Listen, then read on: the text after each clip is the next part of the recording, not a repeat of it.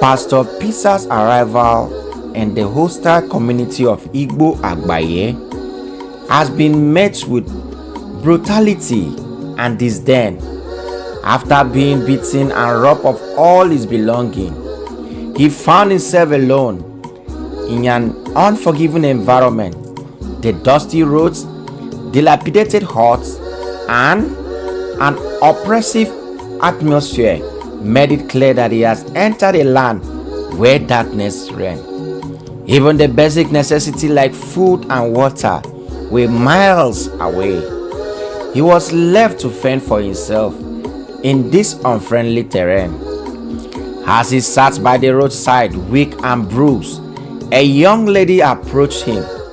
She had witnessed the cruel treatment he has endured and was moved by his plight. Her name was Ada, a spirited woman with sharp eyes and a commanding presence. "What's your name? And what are you doing here?" she asked, her tone a mix of curiosity and concern. "I am Pastor Peter," he replied weakly, "a missionary sent here to preach the gospel of Christ and bless this community." Ada sighed deeply. "This place isn't for people like you. We don't believe in your God here. The gods of our forefathers are all we know and trust. Your life is at risk. You should go back before it's too late." But Pastor Peter, his resolve unbroken, looked in her eyes and said, "I am here to do the work of my Father in heaven. I cannot leave this place until his purpose is fulfilled in this community."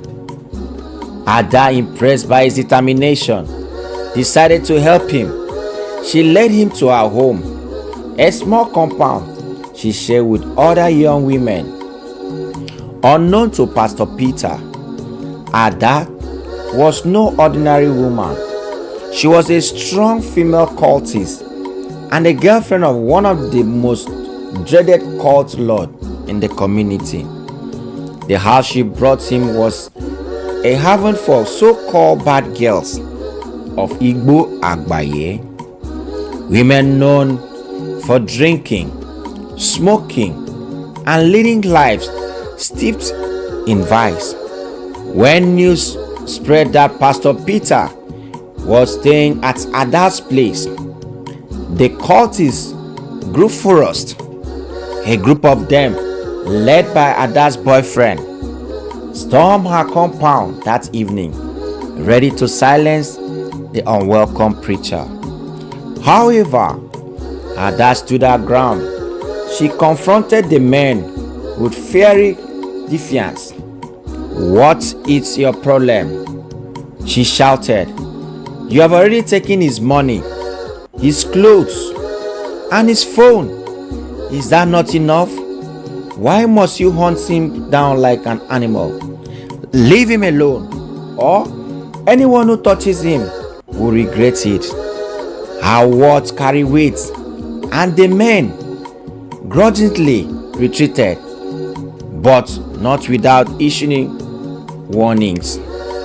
Despite Ada's protection, Pastor Peter was far from comfortable. Though she provided him with new shoes, clothes, food, the environment in her home troubled his spirit.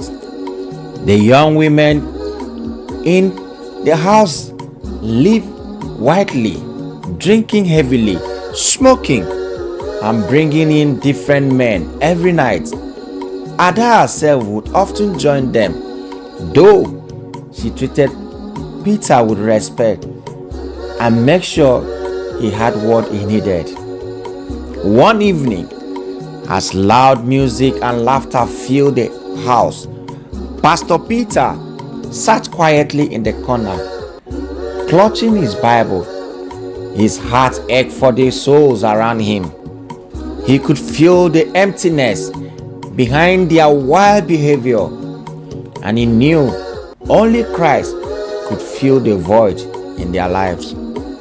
Ada noticed his discomfort and approached him. "Pastor," she said, "you look like you don't belong here. Are we too much for you?" Pastor Peter smiled gently. "You are all children of God, created in his image. But this life you are living, it isn't the life God desired for you. He has so much more planned for each and every one of you, if only you turn to him." Ada laughed, but it was a hollow sound. "You are a strange man, Pastor Peter. No one has ever spoken to us like this.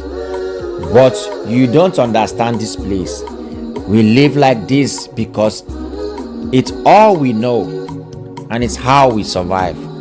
Pastor Peter, look at her with compassion.